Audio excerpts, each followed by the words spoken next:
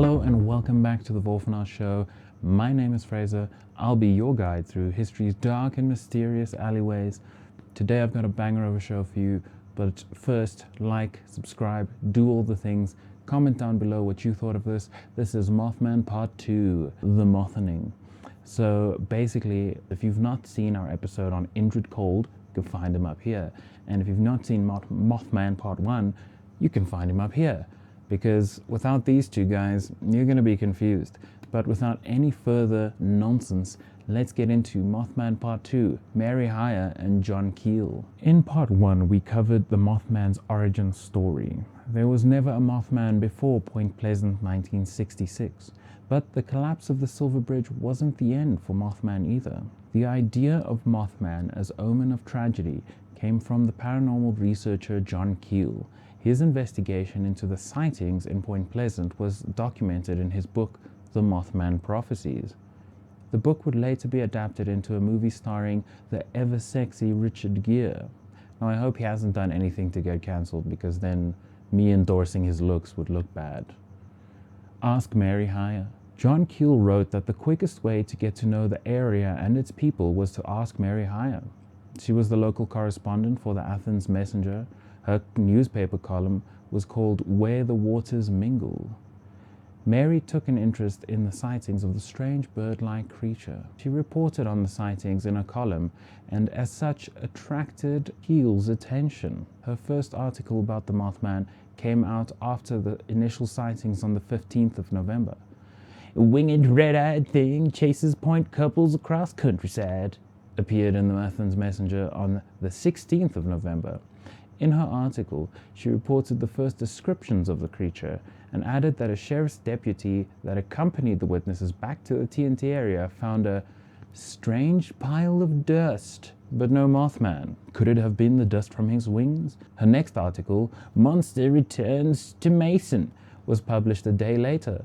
According to Hyre, 6 more people had encounters with the creature.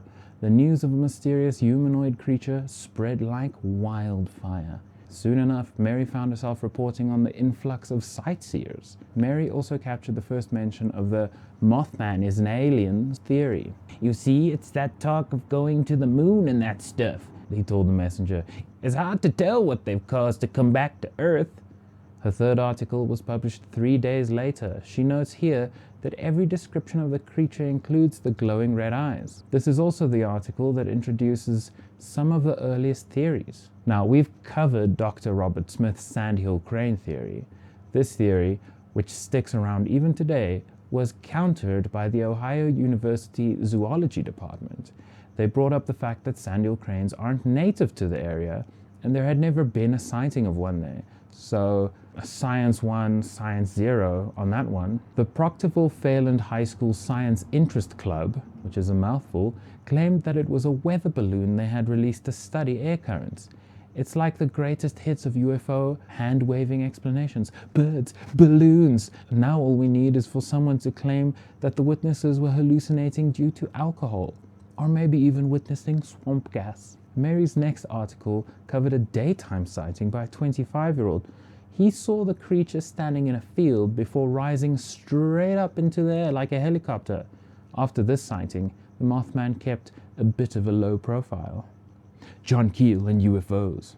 Mothman may have been resting on his spooky laurels, but that doesn't mean things weren't still very strange. Hyre's article on the 12th of December told of sighting strange lights in the sky. One witness described seeing a saucer-shaped object. The December reports also mentioned a man who had become key to the Mothman mythos. John Keel, a ufologist and newspaper reporter from New York, had heard about the strangeness going on in Point Pleasant. He was interviewing witnesses to the Mothman, UFOs, and even Woodrow Derenberger, who met an alien named Indrid Cold, the smiling man. Keel's interviewees started telling him about visits from strange men dressed all in black. They acted strange, as if they weren't quite sure how to be human. Often their visits would come with threats or warnings to stop talking about UFOs or the Mothman. Keel left Point Pleasant and returned to New York. While there, he started receiving weird phone calls. After some digging, Keel discovered that he wasn't the only one. UFO researchers all across the USA were experiencing similar disturbances. Keel wrote this about it. Reports of telephone hoaxes, beeping and electronic sounds, tapes being played back, etc. reached me from as far away as Seattle, Washington. Flying saucer enthusiasts from coast to coast were suddenly having identical problems. Obviously, this was not the work of a few random pranksters. It was more like a well-organized, well-financed campaign. On the night of July 21st, between the hours of 10 p.m. and 1 a.m., hoax calls were received in Florida, Illinois, Michigan, Ohio, Massachusetts, California, New Jersey, Pennsylvania, Washington, and probably many other places that I never learned about. Unlisted phones with no protection. Were these calls the work of the CIA, as so many of the UFO enthusiasts believed? They seemed too pointless and expensive to be the work of the government, because they never do anything pointless and expensive. One of Keel's earliest interviews was with Mary Hyre's niece, Connie Carpenter.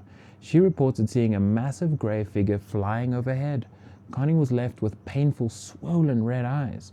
Her condition was similar to photokeratitis, commonly known as arc eye. Photokeratitis is caused by severe exposure to UV rays. John Keel postulates in his book that the condition is common in eyewitnesses of UFOs. According to a letter Mary Hyre wrote to John Keel on March 5th, 1967, Connie was attacked on her way to school.